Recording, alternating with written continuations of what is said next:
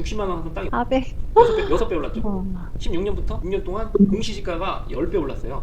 와. 공시 최소한 아, 12배는 12배? 올랐을 거 아니에요. 평택이 1번, SK하이닉스가 2번, 삼성전자가 3번. 우리나라에서 이거보다 더 큰 일자리와 더 큰 땅값을 상승할 수 있는 데는 단연코 없습니다. 개발행위 허가 제한 구역 묶였죠.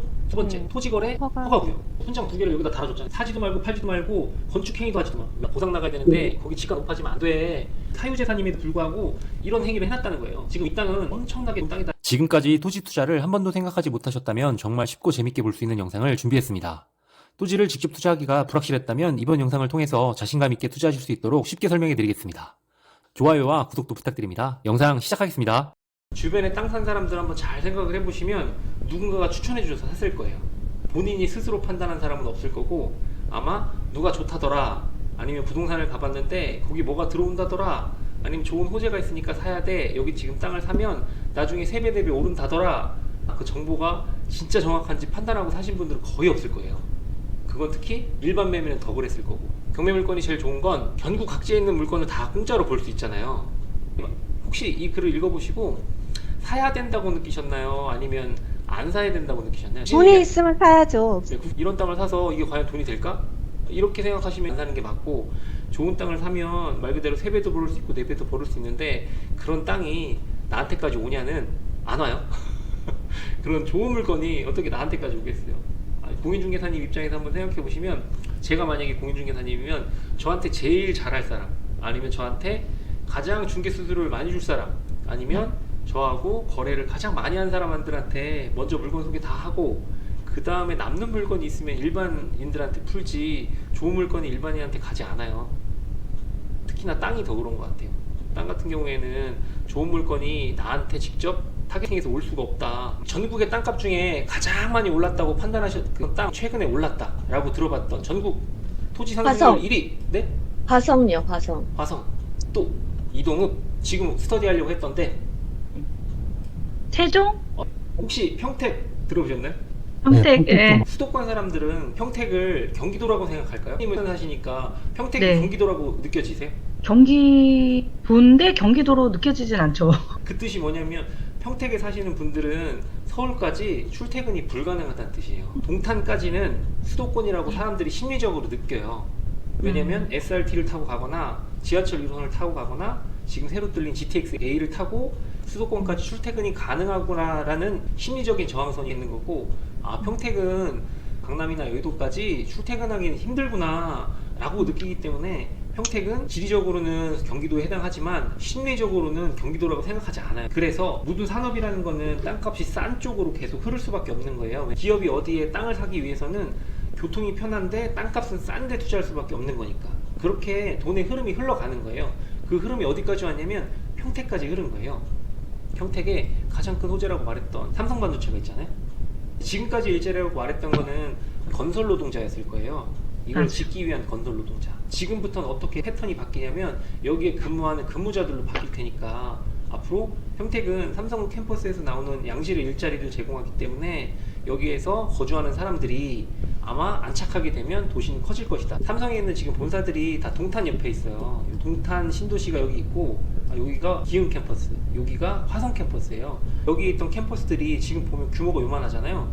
본사가 평택으로 이전할 거예요. 이렇게 여기 이전하게 되니까 일자리들이 위에서 아래로 내려오잖아요. 삼성이 일자리를 밑으로 끌고 쭉 평택까지 내려온 거예요. 그러면 시기적으로의 문제일 뿐이지 언젠가는 당연히 평택도 가격이 오를 테니까. 그것 때문에 평택에 있는 땅값이 엄청 많이 올랐잖아요. 10년 전으로 한번 돌이켜 볼까요? 10년 전에 다 논밭이었잖아요. 이때 땅을 하나 줄 테니까 사라고 말하면 어디 땅을 사셨어야? 저 평택 제천강 고속도로 안쪽 땅을 가지고 계시겠어요? 아니면 바깥쪽 땅을 계시고 하시겠어요? 바깥쪽을 사야죠. 안쪽 땅보다는 바깥쪽 땅을 갖고 있었어야 더 좋았을 거예요. 지금 보시면 이때는 도로도 없었을 때였어요. 이렇게. 근데 지금 다시 최근으로 돌아가 보면 이렇게 바뀌어 있으니까, 그렇죠? 이런 땅을 갖고 있었으면 평생 놀겠구나 라는 생각을 하는 땅이 이 땅이었는데, 아파트의 공시지가를 왜 매길까요? 세금. 땅에서 공시지가도 마찬가지예요. 이 땅의 가치를 나타내 주기도 하지만 이 땅이 지금 이만큼 현실적으로 올라가고 있어 라는 가장 객관적인 지표일 거예요. 아파트는 어때요? 공시지가 10%만 올려도 어마어마한 프레스를 느끼잖아요. 근데 땅은 반대예요. 2배, 3배 만약에 공시지가가 올랐다 그러면 땅 주인이 싫어하느냐? 아니에요. 와, 내 땅이 2배나 올랐어? 이렇게 되는 거죠. 만약에 공시지가가 2배 올랐다고 하면 실제 현실에서는 땅값이 몇 배 올랐을까요? 네, 예, 맞아요. 4배 아니에요. 5배, 6배, 7배 올랐을 거예요. 그렇기 때문에 토지주가 반발을 안 하죠. 요때 제가 아까 위성부 보여드렸던 거 기억나죠? 이때가 언제였을까요? 16년부터 시작해서 이때 가격이 어때요? 60만 원 하던 땅이 어떻게 됐어요? 아베. 6배 올랐죠. 그 다음에 몇 배 올랐어요? 10배 올랐어요. 10배. 그죠? 16년부터 6년 동안 공시지가가 10배 올랐어요. 와우. 공시 최소한 아, 12배는 12배? 올랐을 거 아니에요. 12배? 그쵸? 근데 이 땅을 갖고 계셨다면 12배를 버셨다는 거예요. 이 평택이 이런 땅이었어요. 삼성 반도체가 들어온 땅이거든요. 이 평당 얼마일까요? 한 500? 500. 저 이거 1,000원 넘을 건데. 10만 원 넘을 것 같습니다. 여기에 붙은 땅들 다 2천만 원이에요. 근데 이게 상업지역이냐? 아니에요. 이거 계획관리예요. 요 자리예요. 지금 보이고 있는 편의점 자리가 요 자리예요. 나중에 여기가 계획을 이렇게 세워놨어요. 지금 논밭처럼 보이지만 나중에 이렇게 바뀔 땅이에요. 공시지가가 말해주듯이 이렇게 10배가 올랐다. 세종 한번 갔다 볼까요? 세종은 왜 올랐죠? 혹시 세종은 무엇 때문에 올랐죠? 행정. 청와대 내려오네, 국회가 내려오네 막 그랬었잖아요. 생각보다 더 깡총 같죠? 지금 완전 시골이거든요. 이 건너편 보시면 다 이렇게 비닐하우스 있고 이런 시골이에요. 공시지가 한번 확인해 볼게요. 14년 이때 행정투도 시작했거든요. 60만 원에 시작해서 지금 10배 올랐어요. 와, 멋지다. 그런데 속도로 봤을 때 아까 평택에 비해 급격하진 않잖아요. 여기 다음에 설명을 드려볼게요. K 반도체 벨트. 이게 무슨 뜻이냐면 여기 땅 사라는 뜻인 거잖아요. 근데 이 축이 뭐랑 가장 연관이 있을까요? 경부고속도로. 고속도로. 경부고속도로에 우리나라의 축이 다 들어가 있으니까 투자하기를 항상 경부고속도로에 있는 천안하고 평택하고 화성하고 이게 기흥 쪽에 지금 우리나라의 축은 경부에 딱 다 있다. 그러면 얘는 뭘까요? 중부고속도로. 네, 중부고속도로예요. 그러면 이천하고 기흥을 이렇게 여는 건 영동고속도로예요. 용인은 가운데 왜 들어가 있을까요? 서울 세종고속도로예요. 이렇게 위치를 볼 때는 항상 물류의 방향이 흘러줘야 거기에 도시가 생기고 산업단지가 생기는 거잖아요. 평택에 새로 삼성반도체가 들어갔기 때문에 평택의 땅값이 수직 상승했다고 보시는 게 맞는 거예요. 근데 그게 지금 어디에 이루어지고 있냐? 용인에 똑같이 이루어지고 있으니까 용인에 땅을 투자하는 건 어떠세요? 라고 말하고 있는 거예요. 그러면 지금 SK 하이닉스하고 삼성반도체가 이 자리에 들어갈 거예요. SK 하이닉스는 지금 땅 다지기는 다 끝났고 이제부터는 건물이 올라갈 차례인 거고 평택 삼성반도체가 다 꽉 차게 되면 앞으로 남사업으로 이동할게 라고 말했던 거고 SK 하이닉스는 원산면에 있는 땅을 투자할게 라고 말했던 거예요. 그래서 지금 순서대로 보자고 하면 평택이 1번, SK 하이닉스가 2번, 삼성반도체가 3번. 우리나라에서 이거보다 더 큰 일자리와 더 큰 땅값을 상승할 수 있는 데는 단연코 없습니다. SK 하이닉스 토목공사가 끝나서 땅을 다 깎아냈어요. 그렇죠? SK 하이닉스는 지금 이쯤에 있는 거예요. 15년쯤에 땅을 다 다져놓고 16년에 이렇게 건설공사를 들어가기 위한 그 언저리에 있는 거예요. 그죠? 16년대 이때부터 어떻게 됐어요? 땅값이 뛰기 시작했죠. 16년에 건축공사가 시작하잖아요. 이때 이 밑에 있는 땅들 한식부 편의점 생기고 백원학원 용접학원 생기고 여기 원룸이 들어서기 시작하면서 이때부터 땅값이 말 그대로 1배, 2배, 3배 오른 게 아니고 4배, 6배, 7배, 8배 이렇게 오른 거예요. 그럼 이 똑같은 현장이 어디에 있느냐? 바로 원산면에 있죠. 그럼 아까 평택의 16년과 비슷하죠. 그럼 얘는 올해부터 건설공사를 시작한다. 그럼 여기 있는 땅값은 어떻게 된다? 1배, 2배 오르지 않고 3배, 4배, 6배씩 오른다. 1번 삼성반도체, 2번 SK하이닉스, 3번 용인 삼성반도체. 순서가 이래요. 고덕반도체는 축구장 400개의 넓이래요. 다음 거는 고덕반도체의 1.43배의 크기, 약 1.5배의 크기인 거예요. 그럼 일자리가 고덕보다 1.5배 더 나오잖아요. 그럼 고덕 신도시 만들어졌죠. 얘 신도시 안 만들어질까요? 여기 있는 일자리 사람들 어디다 머물게 할 거예요? 아직 도시계획은 발표하지 않았어요. 어딘지 아실 것 같은데. 왜? 얘는 어때요? 크기가 평택 삼성반도체 2.45배. 그러면 고덕 신도시의 2.5배에 해당하는 규모예요. 그럼 여기는 일자리부터 시작해서 어마어마하겠죠. 이동남사로 한번 가볼게요. 왼쪽에 크게 보이시는 거 네. 뭐예요? 동탄. 맞아요, 동탄. 동탄역 여기 있고요. 삼성반도체가 들어가면 주거 지역을 해결할 필요가 있나요? 그냥 동탄에서 다니면 안 돼요? 공장 터만 자리 잡으면 교통하고 주거가 모두 다 해결이 돼요. 그러니까 이 자리가 베스트일 수밖에 없으니까 이 자리로 들어온 거예요. 지금 그러면 여기 이동남 사업에 삼성반도체가 들어오면 나라에서 해줘야 될 건 도로만 뚫어주면 도로. 되잖아요. 그렇죠? 이거 이동남 사업은 도로만 뚫어주면 모든 게 다 해결이 돼요. 이쪽으로 도로 하나 더 뚫어준다는 설도 있는데 아직 그거는 확정되진 않았어요. 지금 제가 개발행위 허가 제한 지역이라고 말했던 건 뭐냐면 건물 짓지 마. 건물 짓면 너 승인 안 해줄 거야 라는 뜻인 거예요. 이 사이에 뭐 할 가능성이 크니까 나 그 땅 수용해야 돼. 근데 수용하는 땅에다가 63빌딩 올리면 안 돼. 나 63빌딩 보상 못 해줘 라는 뜻인 거예요.